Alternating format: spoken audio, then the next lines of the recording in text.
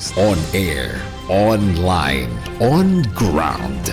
Tama ang balita, tama ang paglilingkod. Saan mang bahagi ng bayan, saan mang panig ng mundo, pinaglilingkuran ang Pilipino. Ito ang News Authority ng Aliw Broadcasting Corporation. Inaabot ang bawat isa, radyo, telebisyon at digital. DWIZ News, laging nagbabalita ng tama, naglilingkod ng tama. Miyembro ng ALC Group of Companies. Time check. It's 10 o'clock.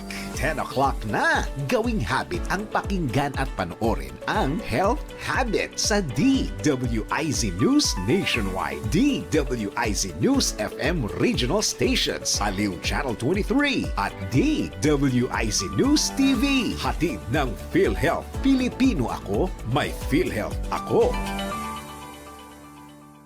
Nakagat ng aso si Juanito ng Quezon City at agad siyang dinala sa Animal Bite Treatment Center para sa agarang gamutan. Mabilis na nalinis at nabigyan ng injection si Juanito. Mabuti na lamang at accredited ng PhilHealth ang Animal Bite Treatment Center na kanilang napuntahan, kung kaya inasikaso ng kanyang pamilya ang pagkumpleto ng mga papeles para sa pag-claim ng benefit package sa PhilHealth. At hindi niya inasahan na libre ang lahat ng gastos nila. Ito ay dahil sa pinagbuting Animal Bite Treatment Package ng PhilHealth na ngayon ay 5,850 pesos. Sakop ng pakete ang coverage para sa post-exposure prophylaxis o PEP treatment. Ito ay ang mga bakuna at gamot na ibinibigay sa isang taong nakagat o nakalmot ng hayop na maaaring may rabies. Kasama rin ang rabies vaccine, rabies immune globulin o RIG para sa mas epektibong proteksyon. Ito ay ibinibigay kasabay ng rabies vaccine upang agad protektahan ang katawan laban sa rabies virus. Kabilang din ang wound care at management para maiwasan ang impeksyon. Kasama rin dyan ang tetanus prophylaxis para sa karagdagang proteksyon. Ito ay gamot o bakuna na ibinibigay para maiwasan ang tetanus, isang impeksyon na dulot ng bakterya na maaaring pumasok sa sugat. At panghuli ay ang antibiotics at medical supplies na kailangan para sa mas mabilis na paggaling. Pero ano nga ba ang Category 2 at Category 3 rabies exposure? Ang Category 2 exposure ay ang minor scratches na walang dugo, partikular sa ulo at leeg.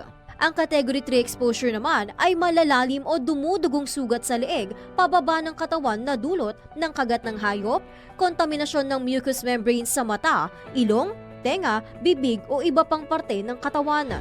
Open wounds na natalsikan ng laway o body fluids ng hayop na may rabies. O di naman kaya ay mouth-to-mouth resuscitation ng taong maaaring may rabies.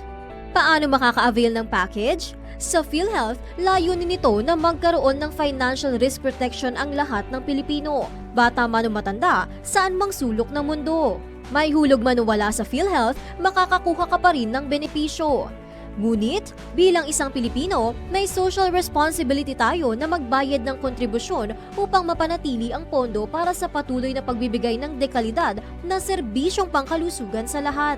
Sa tulong ng Animal Bite Treatment Package, hindi na kailangang mag-alala ng pamilya ni Juanito sa mahal na gastos ng gamot at bakuna. Kaya labis ang pasasalamat niya at ng kanilang pamilya sa PhilHealth. Sa patuloy na pagbuti ng mga benepisyo, layon ng PhilHealth na alagaan ang kalusugan ng bawat Pilipino. Sa Universal Healthcare, bawat Pilipino ay miyembro at sigurado sa benepisyo. Dahil Pilipino ka, may PhilHealth ka. Ang PhilHealth ay kaisa ni Pangulong Ferdinand Bongbong Marcos Jr. sa hangaring maging malusog ang lahat ng Pilipino. Kaya aming pangako sa lahat ng miyembro, tuloy-tuloy ang serbisyo, papalawigin pa natin ang inyong benepisyo. Ako po si Dr. Edwin Mercado, Pangulo at punong tagapagpatupad ng PhilHealth. Ang PhilHealth ay bukas 24 hours, 365 days in a year,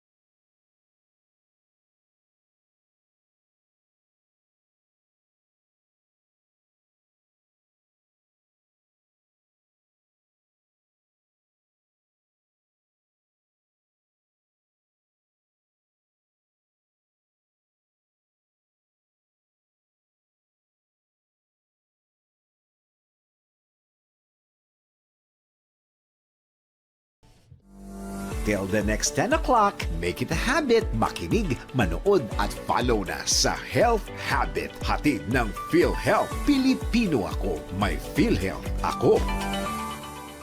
At pananaw ng susunod na programa ay galing sa mga host, anchors at panauhin lamang at hindi pananaw ng mga producers at ng pamunuan ng DWIZ News, Aliw Channel 23 at Aliw Broadcasting Corporation. Oy! Oras po natin sa buong Pilipinas. 6 na minuto, makaraan ng alas 10 na ang morning. Humanda na sa mga malalaking balita. Trending viral. Pinag-uusapan sa buong Pilipinas at buong mundo. Ronda Pilipinas Headlines. Narito na mga headlines sa Ronda Pilipinas. Ronda Pilipinas. Mga headlines, ayan na. Presyo ng diesel pinangangambang sumirit sa mahigit 130 pesos na kada Parang may 130 pesos na. Ha? Sa Baguio yata, lampas na rin, ano? 130 pesos na kada litro. Halaga ng iba pang oil products, sisipa na rin. Ronda Pilipinas. Cash assistance para sa mga TNVS drivers, sinimulan na. Ronda Pilipinas. Pagpapatupad ng 3-term school calendar ngayong school year, pinababantayan na kongresista duda sa nasabing hakbangin. Ronda Pilipinas. Iran, pinabulaanan ng pahayag ni US President Donald Trump na nagkaroon ng pag-uusap sa pagitan ng kanilang bansa. Ronda Pilipinas. JP Bugawan, pinangunahan ang Savage Spin Doctors sa pagbangon sa Spikers Turf. Ronda Pilipinas. Tuesday Vargas, hindi ikinahihiya ang pagiging host ng Bingo. Ronda Pilipinas. Pinutulan ka ng koneksyon ng service provider kahit wala pang due date? Nako, alamin ang kaparusahan ng namutol na yan sa NBI. Nako, bawal ito. Ronda Pilipinas. Totoo nga ba na masa kailangan ng mga babae ang habang pahinga kumpara sa mga lalaki? Ha? Mamaya, let's prove it. Ronda Pilipinas. LTO naglabas ng bagong patakaran sa renewal ng driver's license para sa mga senior citizen? Ha? Alamin kung fact or fake. Ronda Pilipinas. Ronda Pilipinas. Ronda Pilipinas. Ronda Pilipinas.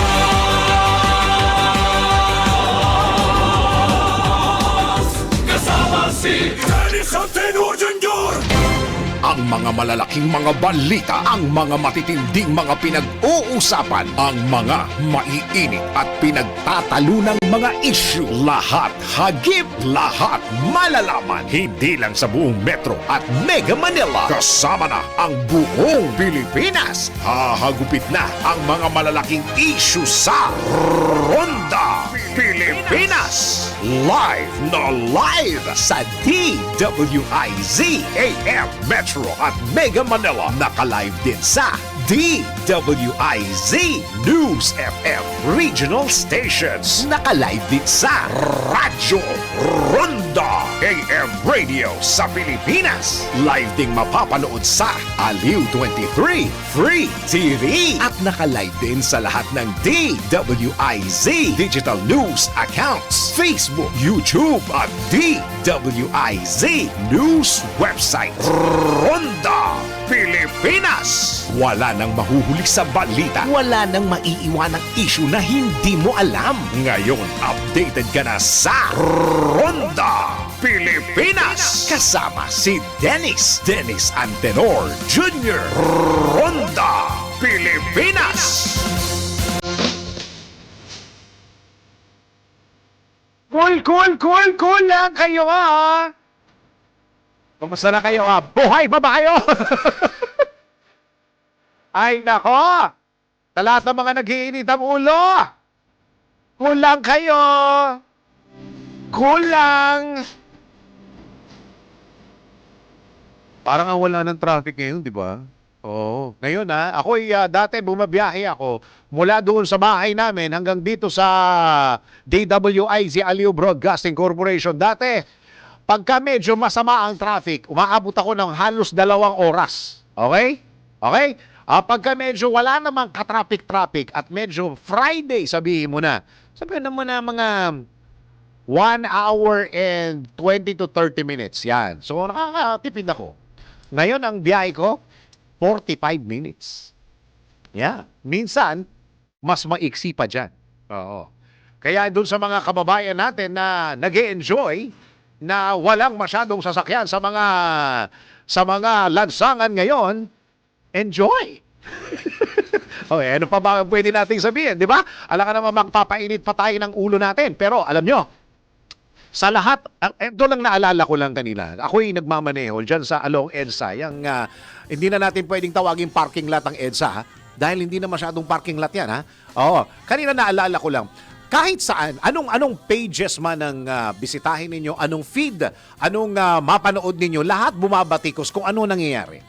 Kahit anong mga radio station, mga TV station, lalo na yung mga morning shows, ay bumabatikos tungkol sa mga ang taas ng gasolina, Balikan lang natin.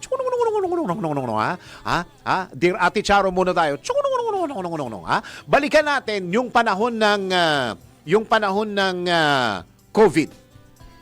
Nung panahon ng COVID, wala rin tayong choice. Hindi ba? Oo. Isipin nyo lang, wala tayong choice. Pero, isipin nyo ilang negosyo ang naipanganak noong COVID. Nauso dyan. Dati wala ang delivery service ng mga fast food ay kanilang service. Di ba? Sa kanila. Nauso ngayon yung iba't ibang klaseng driving, yung delivery app. Dumami yan because of COVID. So ngayon, yung mga magaling magmotor o mga marunong magmotor, nagkaroon ng trabaho. Tapos, hindi lang yung marunong magmotor. Ultimo, yung marunong magbisikleta. Nagdi-deliver na. At alam nyo ba kung anong pagkain ang sumikat noong COVID-19? Kayo alam nyo ba? Ha? Anong pagkain ang sumikat noong COVID-19? Kayo ba'y nakatikim ng ube pandesal? Lahat na lang gumagawa ng ube pandesal, kanya-kanyang flavor, kanya-kanyang style, kanya-kanyang sizes o laki o liit ng mga ube pandesal. Pero tingnan nyo ang mga Pilipino, gumagawa talaga ng paraan yan. At sa bawat problema, sa bawat krisis na ating dinadaanan ngayon. Pero ang sabi ng DOE ay wala tayong krisis. Maraming naipapanganak na oportunidad kapag tayo nahihirapan. Di ba? Marami tayong naiisip na diskarte. Lalong-lalo na kung ang pag-iisip natin ay sanay dumiskarte. Oo, nasa level tayo, nasa phase tayo na magaling tayong dumiskarte. Pagka kayo sa probinsya, sa pamilya, kapag nahihirapan, ano ginagawa natin? Wag na tayong masyadong ganyan. Wag na tayong masyadong ganon. Ang gagawin natin, ililista na natin lahat ng mga gastusin natin sa bahay. So, sa pamamagitan ng paglilista, nakikita niyo dun sa listahan, bakit tayo gumagastos ng ganyan? Pwede naman pala tayong kumain sa bahay. Mga tipong ganyan, di ba? Lumalabas pa pala tayo ng Friday ng gabi. Lumalabas tayo ng Sabado o Linggo. Hindi na tayo lalabas ng Friday ng gabi. Magluluto na lang si nanay ng espesyal. Dadagdagan na lang natin ang budget na 200 pesos para medyo mas maging espesyal yung inyong pagkain. Matitipid ninyo doon sa gasolina at doon sa pagkain nyo sa labas. Hindi ba? O kaya, talagang paborito ninyo yung kinakainan nyo sa labas. Orderin ninyo online para maipa-deliver sa inyo. Mas mura yun. Kung tutusin nga yung mga ganyan sa mga restaurant, walang service charge na yun, if I'm not mistaken. Okay? If I'm not mistaken. Pagka wala kayo sa loob ng restaurant, walang service charge . So, bawas pa rin ang presyo. Hindi nyo ba naisip yun? Kaya, sa panahon ngayon, cool ka lang. Cool lang. Wag yan. Babaero yan. Magandang araw, Pilipinas. Live na tayo sa DWIZ News Nationwide. At live na rin po tayo sa DWIZ News FM regional stations. And of course, sa Radyo Ronda. at sa lahat ng mga ginagawang radyo ang kanilang mga TV, Aleo Channel 23 at DWIC News TV. Magandang araw Pilipinas, ako ang iyong magiging tagapagbalita. Ako si Dennis Antenor Junior. Ronda Pilipinas.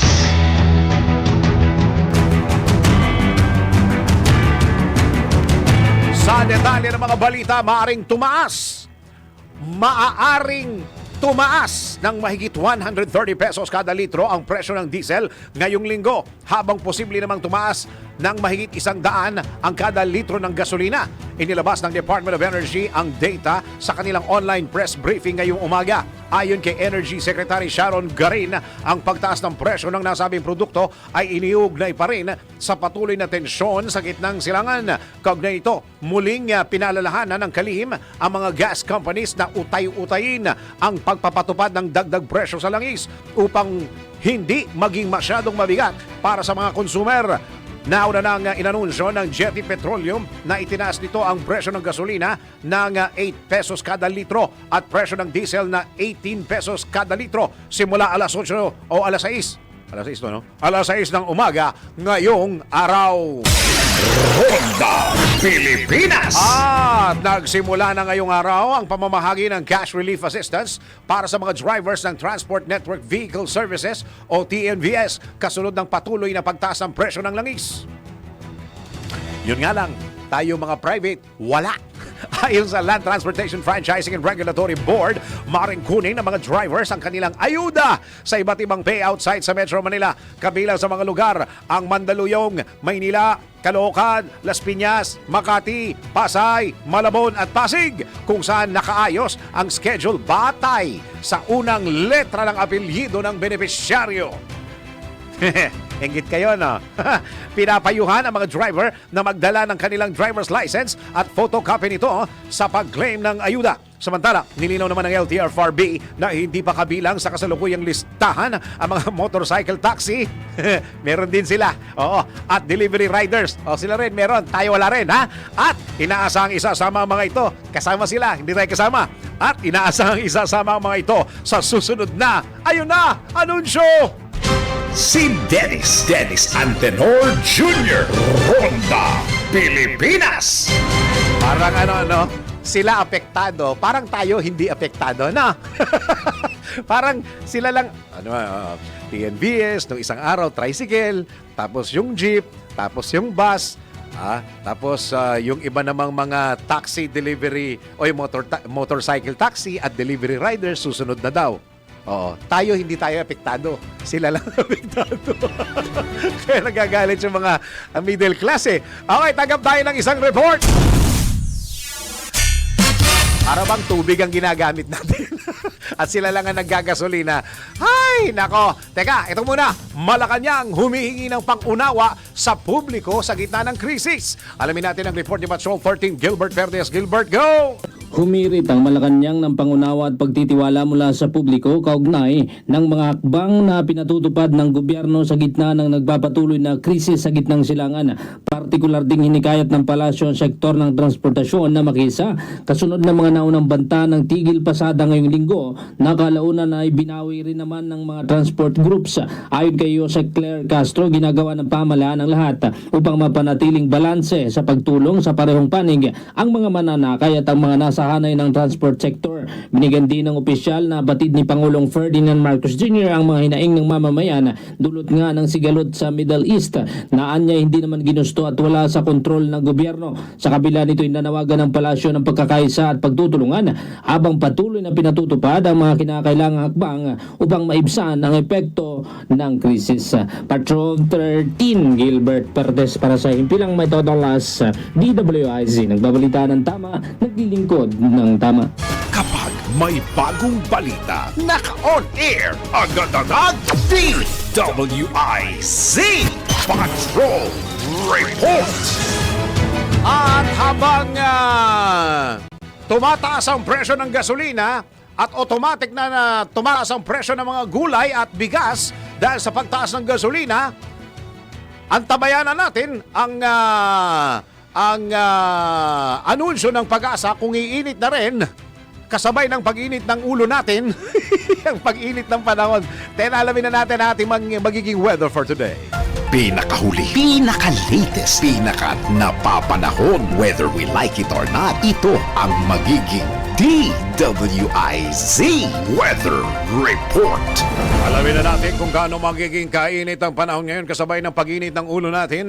Dahil sabi nila, hindi, dahil sila lang ang mayroong ayuda.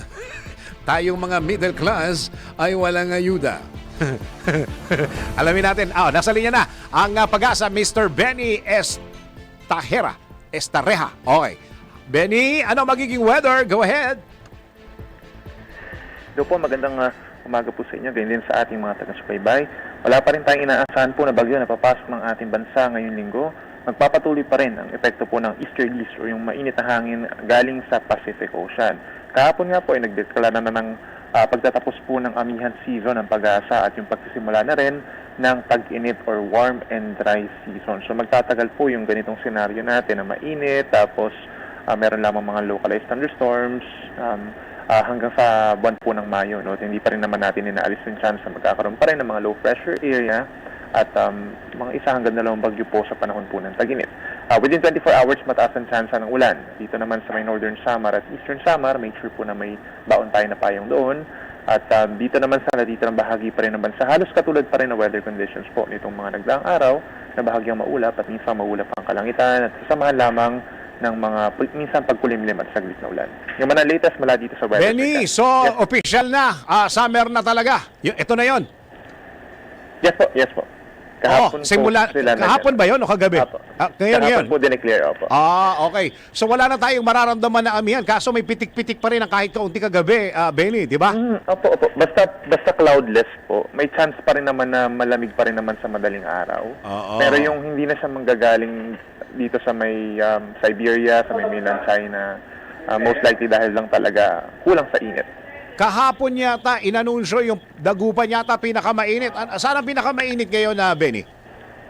Check po natin. Bali yung sa heat index naman natin, wala pa yung dangerous levels, no? Pero Okay. 40 degrees, Dagupan City, yes po. Nakapagtala po tayo din ng heat index. Sa amin na naman, sa Dagupan na naman mainit ang ulo mga tao ron. Typical po. Oo, Typical so talaga po. hanggang ano na to? Hanggang Mayo na tong sinasabi ninyo na mainit sa Pag-asa? Actually, init pa yan ng bahagya, no? Day to day po. Okay. Benison, maraming salamat. Salamat po. Si Benison Estareja nagre-report mula sa Pag-asa.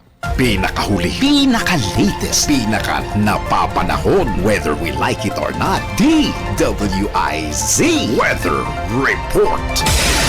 Ronda Pilipinas. Ni-report na rin yung kahapon, di ba? Yung LRT2 at saka yung MRT3, yung 50%, di ba? O, paano yan? Pagka dumami tao dyan, baka maapektuhan yung mga bagun. Dapat makausap natin. Okay na ba si GM Kapati? Oo, mamaya, magbe-break muna tayo. Pero teka muna, meron tayong flash report! DWIZ Flash Report. Ito. Maganda rin ito. Roro terminal fee para sa agri-vehicles ibinaba ng 1 peso. Okay. Sa report na yan, si Patrol 38, Jen Patrolya, Jen. Inanunsyo ng Department of Transportation na ibababa ng piso ang Roro Terminal Fee para sa Class 3 at 4 vehicles na may kargang mga agri-products. Ito'y dahil sa walang humpay na pagtaas ng presyo ng langis dulot ng tensyon sa Middle East.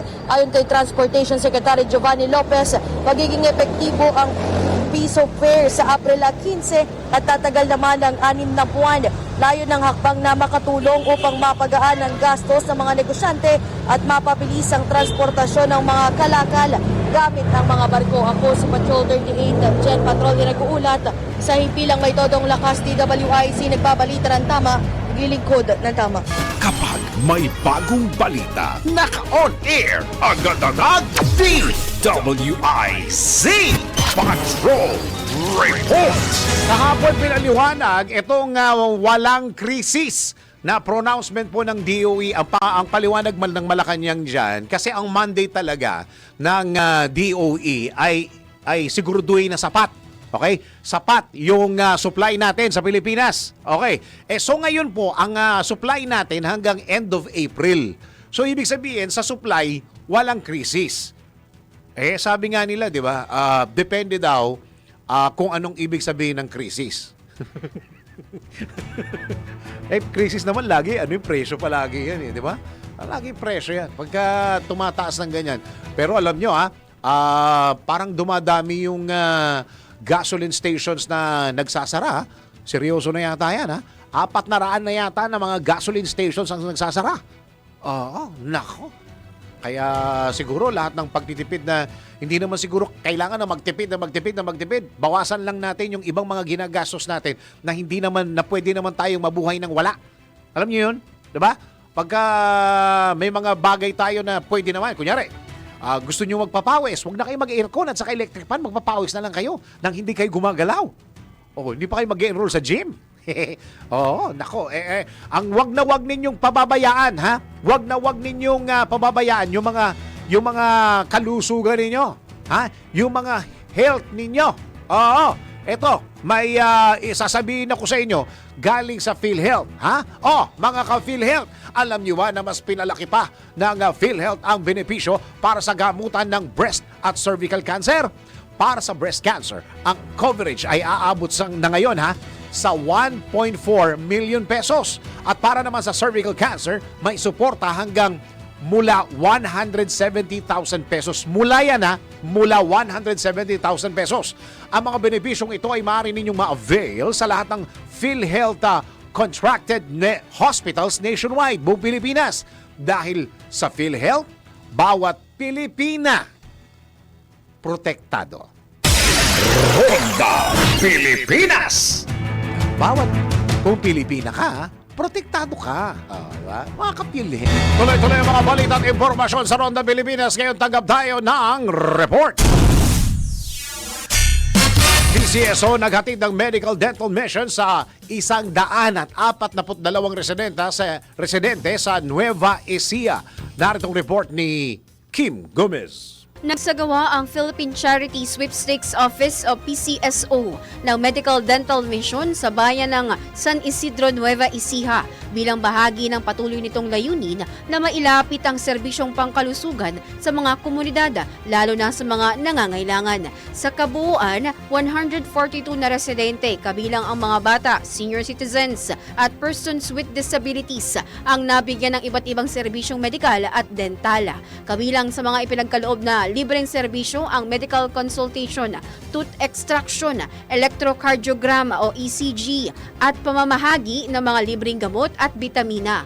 Isinagawa ang medical mission sa St. Isidore the Farmer Parish sa pangunguna ng PCSO Medical Services Department, katuwang ang Daughters of Mary Immaculate International Region 2. Diocese of Cabanatuan, General de Jesus College, PTCA and Alumni Association at Knights of Columbus.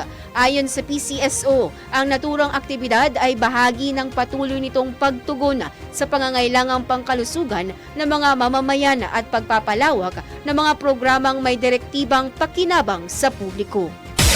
Ronda Pilipinas! Speaking of PCSO, alam nyo ba na ang katumbas ng bawat taya sa Philippine Charity Sweepstakes Office o PCSO ay kawang gawa sa bawat ticket mo? Siguradong may matutulong ang Pinoy sa kanilang pangangailangang medikal. Dahil sa PCSO, basta kawang gawa at pagtulong, hindi kanila uurungan. Kaya palaging tandaan, ang bawat taya may kawang gawa.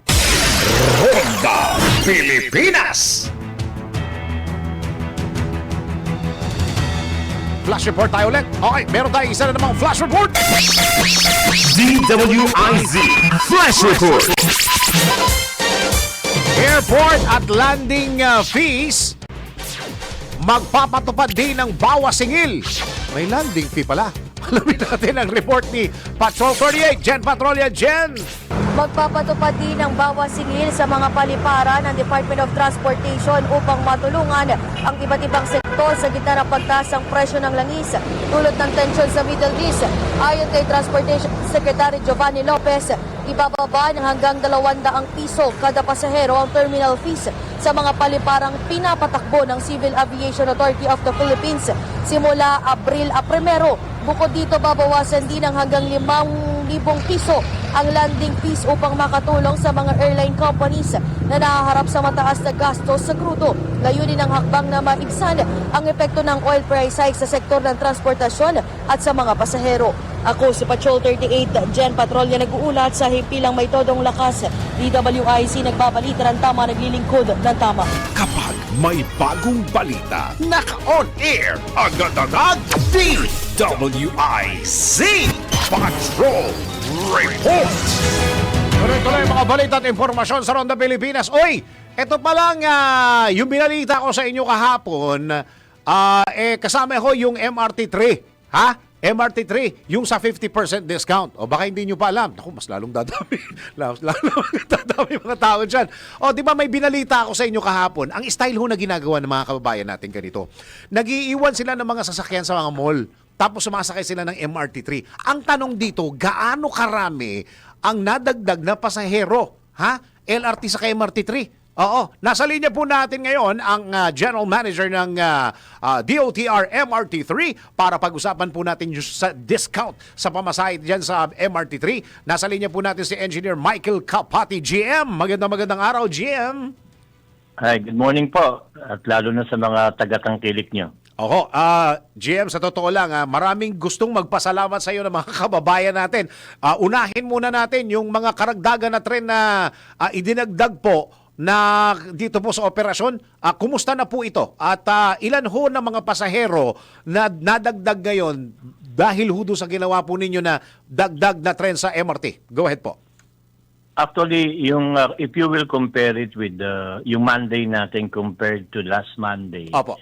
hindi ganun ka-significant, more or less, mga 1,500 lang ang dinagdag ng pasahero. Pero sa ngayon, nakikita namin, yung second day natin, Opo. medyo tumataas compared sa previous day. Opo. Ngayon, in terms of deployment, nag-deploy tayo ng 19 na tren ngayon, 6 na 4-car, at 13 3-car. So ang katumbas niyan, 21 3-car trains, no? Para maservisyohan natin ng maayos yung suki ng MRT3. Yun. Okay, pag-usapan ho natin itong 50%. Nagsimula ho ito kahapon, GM, ano? Tama? Tama po. Nagsimula yan kahapon and until further notice po yan. Hanggat hindi tayo sinasabihan ng Presidente kung kailan po mag-i-stop yung benepisyo na yan. Oho, maganda ho ito sa mga kababayan po natin. Pero yung 50% na bayad po, ano ho epekto sa MRT3 po ngayon, GM? Sa ngayon, siyempre, ang aming koleksyon ay bababa by 50%. So, nag-average tayo ng 8 to 10 million a day. So, magiging 4 to 5 million yan. Pero wala namang epekto yan kasi ang lahat ng koleksyon ng MRT3 diretso sa gobyerno, sa Treasury. At kami naman ay binibigyan ng operational budget ng Kongreso, ng Senate, na hiwalay yan dun sa maintenance. Ang maintenance kasi natin, pinahandle ng Sumitomo. Maganda naman ang maintenance natin ngayon. Very safe yan. And at the same time, budgeted naman yan dun sa ating tinatawag na rehab and maintenance loan under JICA. Yun. So, simula ho kahapon, nag-discount. Kayo po ba ilan na ho ang porsyento ng mga pasahero ng mga kababayan natin ang itinaas, GM? Sa ngayon, no, we were able to maintain our around 400, close to 460,000. Wow. Na pasahero a month, kasi a day ang nag-a-average tayo diyan between 470 to almost 500,000 daily, daily commuters. Pero sa ngayon tinitingnan namin, minomonitor namin baka tumaas yan kasi ngayon pa lang na magsisimula yung tama yung sinasabi niyo na nagpa-park yan sa mall kesa sa mahal ng gasolina ngayon.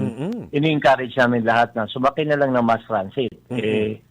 Ang ating tren maraming kinakarga yan na pasahero. Saka isa pa, GM, ako sa palagay ko, hindi pa alam ng lahat yung 50%. Baka mag 2 to 3 days yan. Baka pwede pang umakyat yan.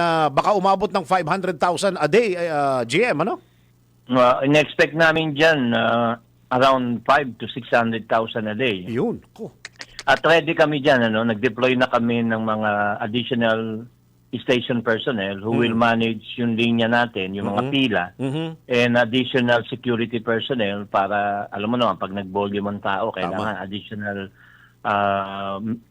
security protocol. Oo, nagdagdag na kayo ng mga tao, ibig sabihin, GM. Oo. Para maano natin, maservisyohan natin ang ating mananakay at maging maganda naman yung kanilang experience sa pag-ride. Ini-encourage namin lahat kasi mas makakatipid tayo kapag mass transit ang ginamit natin. Mas mabilis pa. Walang traffic dyan, GM eh. Wala ho. Sa ngayon, ang waiting time natin sa kada bagon, 3.5 minutes. Oo. Dahil... Kung halimbawa, kung magta-travel ka na between North Avenue to Top Avenue, will only take you around 30 minutes. Oo nga. Kung yan ho, regular na sasakyan, abutin ka ng 1 oras, 2 oras diyan. Tama, Depende tama. sa traffic. At saka sinabi nyo na rin na nagdagdag kayo ng tao para sa seguridad, di ba, GM? Tama po. Tama po. Oo. Okay, may nagpapatanong dito, GM, yun po bang, paano ho yung mga estudyante at saka mga senior citizen? Paano po yung mga discount nila? Doon na, nakapaloob na sa 50% yun, GM? Opo, lahat po ng discount natin ay across the board, Lahat ng pasahero, regardless yan kung regular ka, senior, PWD o estudyante, 50% off na po yan. Yun, okay. Sige. May nagpapatanong. Hindi, nasagot na ni GM yun. Lalo, paano daw yung hahaba daw ng hahaba yung pila?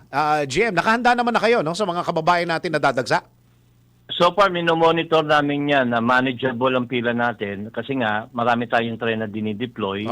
Marami tayong personnel na deploy na rin dahil nga i-manage natin yung so far manageable lahat ang pila natin, wala sila ma-experience na matagal na hintay bago sila makasakay. Pagka ganito ho, GM, ang panahon natin at operasyon ng MRT3 dumadami. Palagay ko po'y dadami pa ito. Tulad nga ng sinabi nyo, baka umabot tayo ng 600,000 dyan sa mga kababayan natin na gagamit po o mag-utilize ng MRT3 na trip.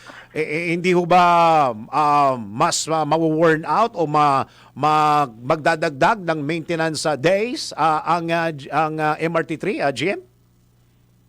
Oo. Sa ngayon, preparado naman tayo. Medyo garbled lang yung huling message, hindi ko na Pero ang maintenance natin ay maayos. In the same manner na, by the way, remind ko lang, nasa April 2, yun ang susunod ko sa yung Holy Week maintenance schedule, para wala ko tayong operasyon yan. Babalik tayo April 6 na. So, April 2 hanggang 5, wala akong operasyon ng MRT3? Tama po, kasi meron tayong annual Holy Week maintenance schedule. Ayun. So, lahat yearly po yan. Yung araw na yon gagamitin para sa pagkukumpuni o pag-maintenance ng mga tren? Tama po. Saka ng ating facility, yung station natin, yung OCS, yung tracks, yung signaling natin, lahat po yan i-maintain. Every year po yan ginagawa. Ayun, very good. Naku, napakagandang balita niya na GM. Ano pa ho yung mga pwede ninyong i-share sa amin na magagandang balita diyan? GM, pasensya na kayo. Naghahanap ako ng magandang balita ngayon dahil marami mga pangit na balita ngayon. Paano man lang magaling sa inyo? Apo. Tama po yan. Ito yung ating discount at yung ating... by the way, meron po tayong rehabilitation, nag-start po yan doon sa station rehab natin sa Quezon Ave. Kung mapapansin nila, halos bago na yung ating istasyon dyan. Nirepair natin ang buong istasyon, pati yung mga CR, Comparable na yan. Yung CR natin, para kang CR ng hotel. Ganun na kaganda. So once na natapos natin yan, ipakikita natin yan para showcase natin yan. And then susunod po niyan, lahat na ng istasyon mula North Avenue to Top Avenue. Yan po yung mga inisyatibong binibigay ng MRT3 para maservisyohan natin na maayos ang publiko. Yun, very good. Sabihan nyo kami, GM, pagka natapos, padala kami ng reporter para makuha na ng footage. Po. Makakaasa po kayo para sabihan ko kayo para makita nyo kung pagkakaiba, at gaano kaganda yung istasyon natin ngayon. Okay, very good. Okay, GM, ano po ang magandang mensahe ninyo para sa mga kababayan po natin na ini-enjoy po ang serbisyo po ng MRT3? Go ahead po. Okay po, nagpapasalamat kami sa inyo, sa media, na binibigyan kami ng oras na ma-share at ini-encourage ko lahat na gamitin natin yung ating mass transport, ating relays, dahil ito po ay makakatulong para makatipid tayo ng konsumo ng krudo, lalo na sa ngayong in-experience natin na pagtaas, sobrang pagtaas ng bilihin. So we encourage everyone to use the mass transit. Yun. At maraming salamat po sa pagtangkilik. Yan. Keep up the good work, GM. Maraming salamat. Tawag po kami from time to time para ma-update po kami sa mga nangyayari sa MRT3 po. Salamat po, GM. Okay po. Maraming salamat din po. Thank you very much, General Manager ng DOTR MRT3, si Engineer Michael Kapati. Ronda Pilipinas. Oy, magandang balita yan, ha? Tignan mo naman, ha? Ano yung istasyon na pinaganda, di ba? Yung CR daw, parang hotel. Oh, sabi ni GM, tatawag sa atin para makapagpadala tayo ng reporter doon at maipakita sa inyo sa TV, sa Aleo Channel 23 at DWIZ News TV. Siyempre, lalong-lalo na sa social media. Oy, parang hotel daw eh. Hindi kaya may matulog na naman doon? Baka may matulog na naman doon. Okay, teka muna. Malapit nang mag-alas 11 ng umaga eh. Malapit na. Yung iba mga kababayan natin na mga Esme. Si Esme. Misis. Yung mga misis ng tahanan nagluluto. At hindi lang yung mga misis ng tahanan nagluluto, may mga tatay din ng tahanan na nagluluto. At sa mga nagpapatanong ng mga tatay at nanay na nagluluto kung ang Regasco ba ay available nationwide, ang sagot, siyempre, very accessible din ang Regasco dahil halos kahit saan man ito makikita. Meron silang mahigit 400 na showrooms at higit 2,000 dealer network sa buong Pilipinas. Tignan mo sa buong Pilipinas. Kaya ano pa inaantay mo? Ano pa inaantay ko? Ako naman gumagamit talaga ng Regasco. Hanapin na ang Regasco sa mga suki ninyong LPG dealers. Tandaan, para sigurado, Regasco. Para siguradong iwas sunog, narito ang ilang siguradong tips sa pagbili ng LPG. Tingnan ang kalidad.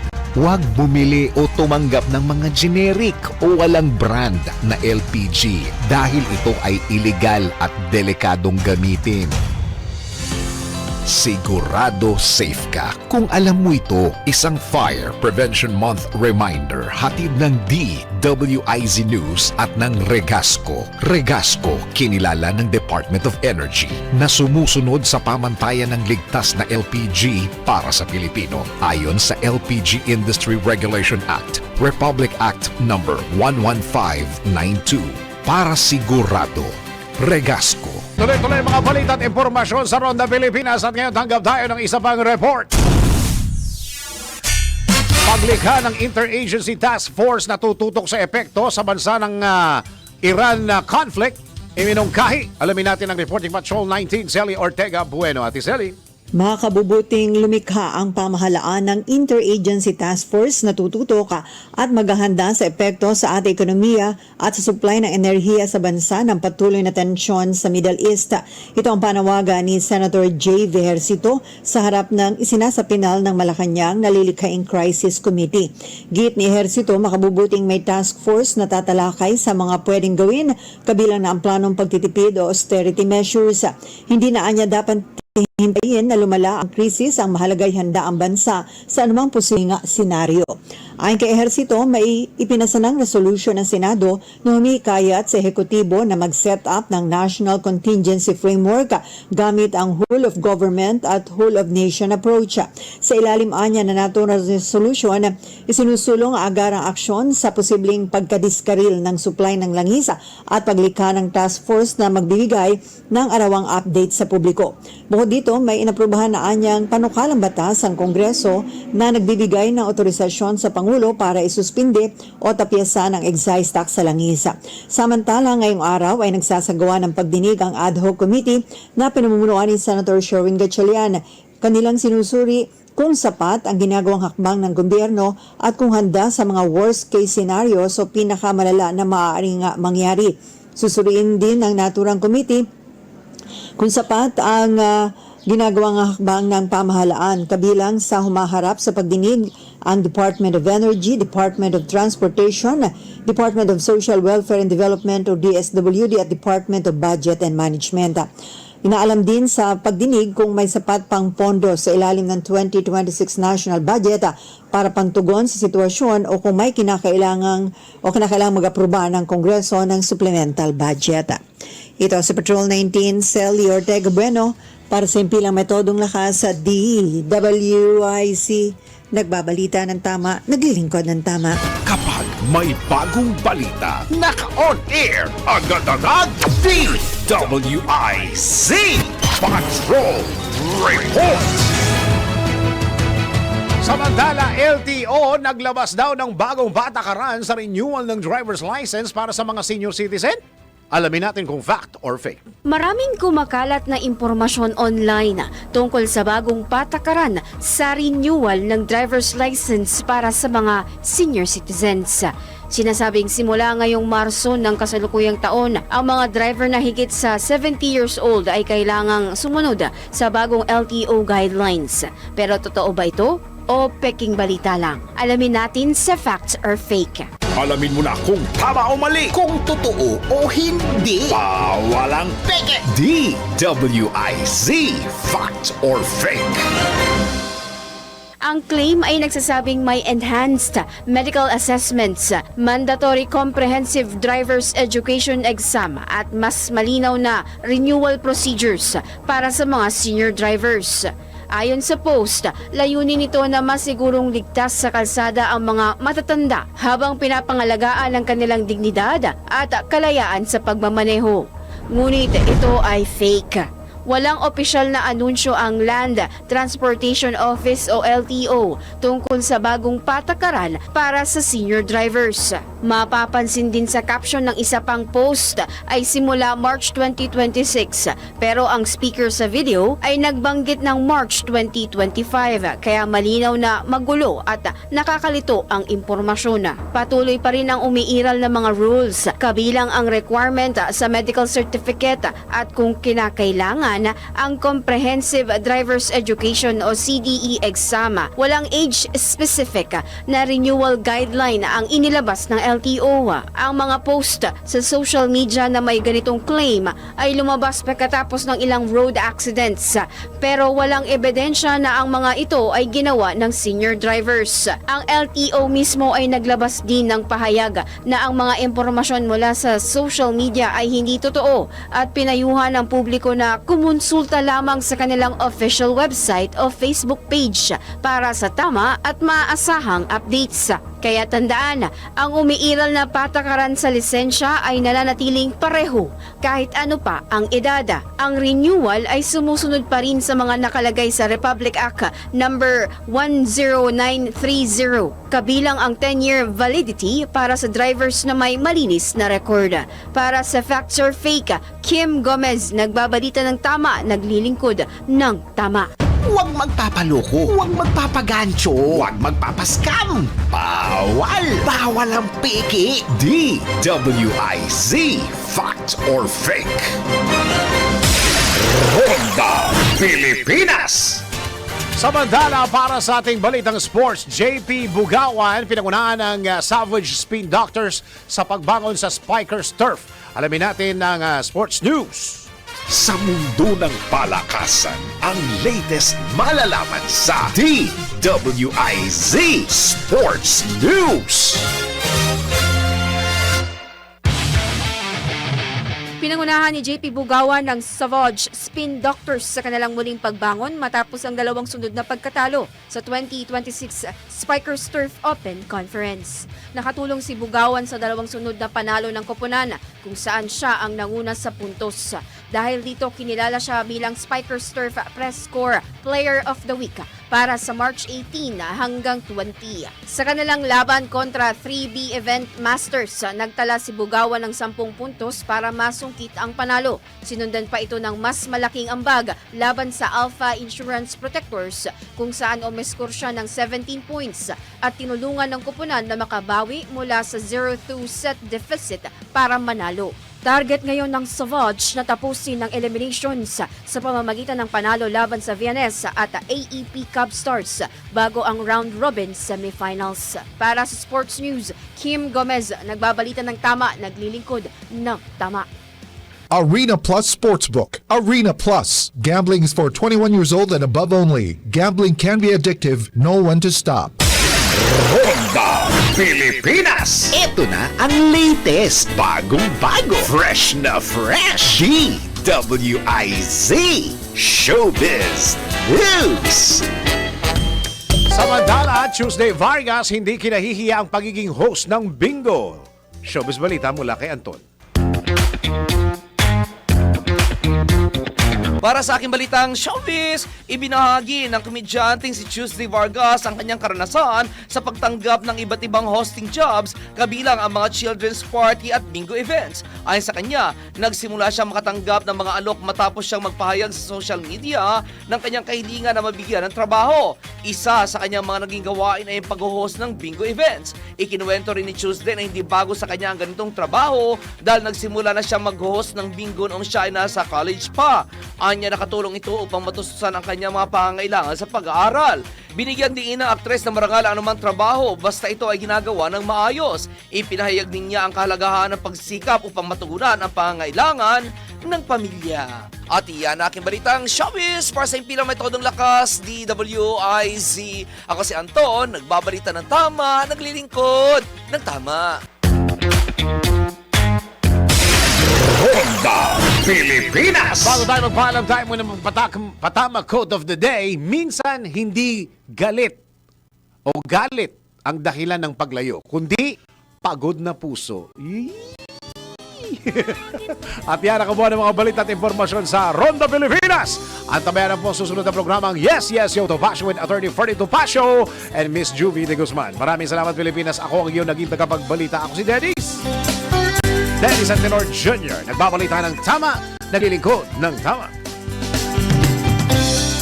Ronda Pilipinas. Ronda Pilipinas. Ronda Pilipinas.